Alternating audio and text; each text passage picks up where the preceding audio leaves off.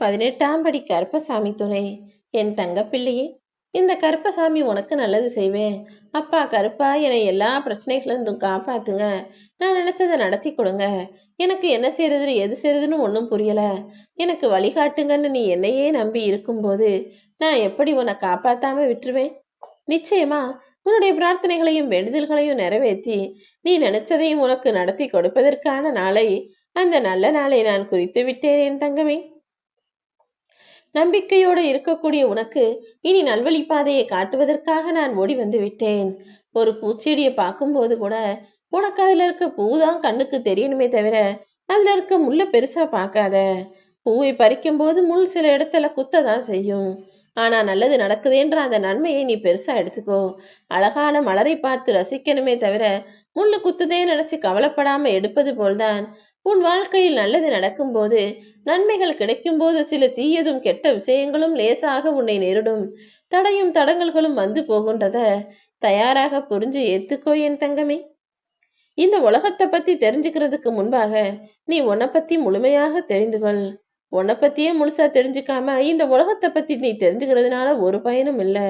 முதல்ல உன்னுடைய திறமை என்ன, உன்னால எதை செய்ய முடியும் செய்ய முடியாது, உன்னுடைய பலம் என்ன பலவீனம் என்னன்னு அனைத்தையும் புரிந்து கொண்டு வாழ்க்கையை வாழ ஆரம்பி. யாரையும் அவர்களுடைய கடந்த காலத்தை வச்சு அவங்க இப்படிதான் இவங்க இப்படிதான்னு நீயாகவே முடிவுக்கு வந்து விடாதே. ஏன்னா யாருடைய மனசும் சரி, யாருடைய வாழ்க்கையும் சரி, எப்போது எப்படி வேண்டுமானாலும் மாற வாய்ப்பு இருக்கிறது. அப்படி இருக்கும்போது நீயாகவே ஒரு மனிதரை பார்த்து இவங்க இப்படிதான்ற முடிவுக்கு வந்து விட வேணாம். ஏன்னா நீ பொறுமையோட பொறுத்திருந்து பார்த்தாயே ஆனால் யாருடைய எதிர்காலம் எப்படி வேண்டுமானாலும் மாறும் என்பதை உன் கண்கூடாக கண்குளிர நீயே பார்க்கும்படி உன் வாழ்க்கையவே நான் உயர்த்தத்தான் போகிறேன். நீ நினைச்சதெல்லாம் இப்போ நல்லபடியா நடக்கும்னு சொன்ன நானே, நீ ஆசைப்பட்டதையெல்லாம் உன் வாழ்க்கையில கையில கிடைக்கவும் செய்ய போறேன். உன்னை சுத்தி இருக்கிற மனிதர்கள் எல்லாம் உனக்காக கைத்தட்டும்படியும் உன்னை பாராட்டி போற்றி புகழ்ந்து பேசும்படியும் நான் செய்து காட்டுவேன் என் தங்கமே. யாராவது உன்னை பாராட்டுறாங்கன்னு நினைச்சு நீயே ரொம்ப பெருமைப்பட்டு போதும் நாம ஜெயிச்சுட்டோம்னு நினைச்சு ஓய்வெடுக்க உக்காந்தினா சீக்கிரமே அவர்களே சேர்ந்து உன்னை கீழே தள்ளிவிட்டு தோக்கடிச்சிருவாங்க. எப்போதும் ஒரு முறை ஜெயிச்சிட்டோம்னா ஆஹா ஜெயிச்சிட்டோம்னு நினைச்சு உட்கார யோசிக்கவே கூடாது. ஏன்னா ஒரே ஒரு முறை ஜெயிச்சுட்டு அடுத்த முறை தோல்வி அடைந்தா அந்த முதல் முறை ஜெயிச்சது உன்னுடைய உழைப்பால் வந்தது, முயற்சியால் வந்ததுன்றதையே எல்லாரும் மறந்து போயிட்டு உனக்கு அதிர்ஷ்டத்தால நீ ஜெயிச்சுட்ட, எப்பவுமே அதிர்ஷ்டம் இருக்குமான்னு பேச ஆரம்பிச்சிருவாங்க. அதனால்தான் முதல் முறை தோற்றுவிட்டால் அடுத்த முறை இன்னும் ஜெயிக்கணுன்ற எண்ணம் எப்படி வருதோ அதே போல முதல் முறை ஜெயிக்கும் போதும் கூட அடுத்த முறை இதை விட மாபெரும் வெற்றி பெறணுன்ற எண்ணம் உனக்குள்ள வரணும். எப்போதுமே அவ்வளவுதான் எல்லாம் முடிஞ்சிடுச்சுன்னு மட்டும் ஒருபோதும் நினைக்காத. யாருடைய வாழ்க்கையில எது இறுதி பக்கம் என்பதை நான் தான் முடிவு செய்வேன். உன் வாழ்க்கையில நீயே அறிந்து கொள்ள முடியாத பல புதிர்கள் இன்னும் நிறைய இருக்கு. சோகம்ங்கிற எண்ணத்தை உன் மனசுல இருந்து உன் வாழ்க்கையில இருந்து தூக்கி போடு. நீ சோகமடையாமல் சோம்பல் படாமல் சோர்ந்து போகாமல் உன் வாழ்க்கையில் உழைத்து முன்னேற பாருங்க என் தங்கமே. நேற்றைய கசப்பான நினைவுகளை நினைச்சு வருத்தப்பட்டுக்கிட்டே இருக்காம நாளைய வாழ்க்கையை நீ ஜெயிக்கிறதுக்காக என்ன செய்யணுமோ அதை செய்ய பழகு. நிச்சயமாக உன் மனசுல நீ ஆசைப்பட்டதெல்லாம் உனக்கு செஞ்சு கொடுத்து உன் வாழ்க்கை உன்வசமாக மாறும்படி நான் செய்றேன். உழைப்பதை மட்டும் ஒருபோதும் நிறுத்தி விடாதே. ஏன்னா உழைப்பு மட்டும்தான் உன் வாழ்க்கையை உயர்த்தி காட்ட போகுது. நீ சுமக்க தெரிஞ்சுக்கிட்டினா சுமைகள் கூட மிகவும் சுலபம்தான். நீ சாதிக்க பழகிவிட்டால் தடைகளும் உனக்கான படிக்கற்களாக மாறிவிடும் என் செல்லமே. முதல்ல உனக்கு என்ன தேவைன்றதை நீ தயாரா புரிஞ்சு வச்சுக்கோ. நீ வெற்றி பெற வேண்டும் என நினைத்து கொண்டே செயல்படு. ஆனால் வெற்றி மட்டுமே பெற வேண்டும் என்ற எண்ணத்தை கைவிட்டு விடு. ஏன்னா ஜெயிக்கணுன்ற எண்ணம் இருக்கலாம், ஆனா ஒருபோதும் ஜெயிச்சே ஆகணுன்ற கட்டாயத்தை உனக்குள்ள வச்சுக்கிட்டு வாழ்க்கையில வேலை செய்யாத. ஏன்னா ஜெயிக்க முயற்சி செய்யும் போது வெற்றி தோல்வின்னு எது வேணுமானாலும் முதலில் வரலாம். அதையும் தாண்டி நான் வாழ்க்கையில வெற்றி பெறுவேன்ற எண்ணமும் விடாப்பிடியான வைராக்கியமும் தான் உனக்குள்ள இருக்கணும் என் செல்லமே. முதல்ல தோல்வி அடைஞ்சா இது வெற்றிக்கான பாடம்னு நினைச்சுக்கணுமே தவிர ஐயோ நான் தோத்து போயிட்டேனே நினைச்சு சோர்ந்து போக கூடாது. ஏன்னா எல்லாரும் எடுத்தவனே எல்லா காரியத்திலையும் முதல் முறை சொல்லும் போதே முதல் முறை செய்யும் போதே ஜெயிச்சிட முடியாது. யாராவது உனக்கு எதிரியோ பகைவனோ உண்டானானோ அதுக்காக நீ கவலைப்படாத. பகையே இல்லாதவர்கள் யாருமே இந்த உலகத்துல இல்ல. யாரு கொஞ்சம் ஜெயிச்சாலும் கொஞ்சம் நல்லா இருந்தாலும் உடனே இந்த உலகம் அவனை போட்டியாக பொறாமையாக பார்க்க ஆரம்பிச்சிருவாங்க. அப்படி உனக்கும் எதிரியாக பகைவனாக நிறைய பேர் இந்த உலகத்துல இருக்காங்க. அவங்க போட்டி கொண்டு பொறாமைப்பட்டு உன்னை ஜெயிப்பதற்காக வேலை செஞ்சுக்கிட்டு இருக்காங்க. அப்படி இருக்கும்போது யாரையும் ஜெயிக்க விட மாட்டேன்னு உன் எண்ணத்துல வைராகியமா வச்சுக்கிட்டு நீ செய்ய வேண்டிய முயற்சிகளையும் உழைப்பையும் இன்னும் அதிகப்படுத்தணும். எல்லாமே எனக்கு தெரியும்னு சொல்லிட்டு இது எப்படி அது எப்படி நீ யோசிச்சுக்கிட்டு குழம்பிக்கிட்டே இருக்கிறதுக்கு பதிலாக எனக்கு எதுவுமே தெரியாதுன்னு சொல்லிட்டு தெரிந்து கொள்ளக்கூடிய ஆளாக, கற்றுக்கொள்ளக்கூடிய ஆளாக நீ இரு.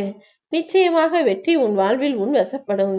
நீ உன் மேல வச்சிருக்கிற நம்பிக்கைங்கிறது அடுத்தவங்க உன் மேல வச்சிருக்கிற நம்பிக்கையை விட மிக பெரியதாக இருக்க வேண்டும். ஏனெனில் தன்னம்பிக்கை தான் உனக்கான மூன்றாவது கை. நீ தன்னம்பிக்கையோட இருக்கும்போது நினைச்ச எல்லா காரியங்களையும் சுலபமாக செஞ்சு சாதிக்கலாம் என் செல்லமே. அதையும் தாண்டி யாராவது உன்னை அவமதித்தார்களோ நிராகரித்தார்களோ என்றால் அதுக்காக நீ கவலைப்பட வேணாம். நிராகரிப்புகள் எப்போதுமே உன்னை உயர்ந்த இடத்துக்கு தான் அழைச்சிட்டு போகும். யார் உன்னை வெறுத்து ஒதுக்கினாலும் நீ கவலைப்பட வேணாம். ஏன்னா உனக்குள்ள தகுதியும் திறமையும் நிறைய இருக்கு. உன் அருமை பெருமை புரியாமல் அடுத்தவர் என்ன வேண்டுமானாலும் சொல்லட்டும் செய்யட்டும். ஆனா அதை தாண்டி நீ உன்னுடைய திறமையை பயன்படுத்தி ஜெயிச்சுக்கிட்டு போய்கிட்டே இரு. உன்னுடைய திறமையையும் உன்னுடைய சக்தியையும் எங்கே எப்படி பயன்படுத்த வேண்டும் என்பதை தெரிந்து புரிந்து நடப்பதில்தான் உனக்கான வெற்றி இருக்கிறது என் செல்லமே.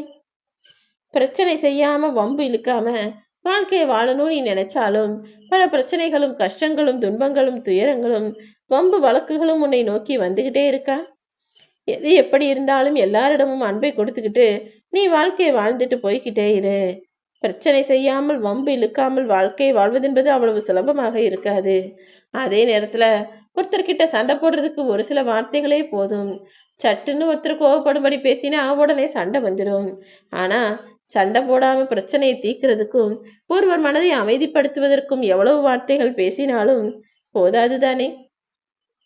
கவலையோட இருக்கிற ஒரு மனுஷரையும் கண்ணீர் விட்டு வருத்தப்படும் ஒரு மனிதரையும் அவ்வளவு சுலபமாக சமாதானம் செய்ய முடியாதுதானே. அப்போ நீ புரிஞ்சுக்கோ, வார்த்தைகள் எந்த இடத்துல எவ்வளவு தேவைப்படுதோ அதுக்கு ஏத்த மாதிரி பயன்படுத்தணும். ஆறுதல் தேவைப்படும் ஒருவருக்கு அளவில்லாமல் வார்த்தைகளை பேசலாம். ஆனா சண்டை போடணும்னு நினைக்கிறவங்கிட்ட போய் தேவையில்லாம பேசாத. எப்போதும் எல்லா இடங்களிலும் மெதுவா பொறுமையா நிதானமா பக்குவமா பேசி பழகு. உனக்கு நடக்க வேண்டிய நல்லதை எல்லாம் நான் நடத்தி தர்றேன். ஆபத்துக்கு உதவாத நண்பனும் உன் அருகில் இருக்க வேண்டாம். அவசரத்துக்கு உதவாத சொந்தத்தையும் உன் அருகில் வச்சுக்க வேணாம். பசிக்கு உதவாத உணவையும் தேவைக்கு உதவாத பணத்தையும் கையில வச்சு என்ன பிரயோஜனம். எதுவா இருந்தாலும் அவசரத்துக்கு தேவைப்படும் போது பயன்படணும். ஒரே நாள்ல நீ எந்த ஒரு பிரச்சனையும் சந்திக்காம நல்ல நாளா நீ ஜெயிச்சிட்டினா அது நிச்சயம் நிரந்தரமானதாக இருக்காது. நீயும் தவறான பாதையில போறன்னு தான் அர்த்தம். வாழ்க்கைனா தடைகளும் தடைகளும் வரத்தான் செய்யும். எல்லாத்தையும் தள்ளி விட்டு பிரச்சனைகளை சந்திச்சு சாதிக்கணும். அப்போதுதான் உன் வாழ்வில் நீ உயர முடியும் என் செல்லமே. உனக்கு எதிராக எதிர்த்து நின்று நீ செய்யறதெல்லாம் தப்புன்னு சொல்றவங்க உனக்கான எதிரிகளும் கிடையாது. அதே நேரத்துல நீ என்ன சொன்னாலும் சரி சரின்னு சொல்லி உன்னை பாராட்டி பேசி சிரிப்பவர்கள் உனக்கான உறவுகளும் கிடையாது. நல்லவங்க கூட சில நேரம் அக்கறையோட உன்னை திட்டலாம். ஆனா கெட்டவங்க நீ என்ன செஞ்சாலும் சரின்னு தான் சொல்லுவாங்க. காலமும் சூழ்நிலையும் எப்படி இருக்குதுன்னு பார்த்துக்கிட்டு அதை பொறுத்து மற்றவர்களின் குணத்தை புரிந்து கொள்ள பழகு.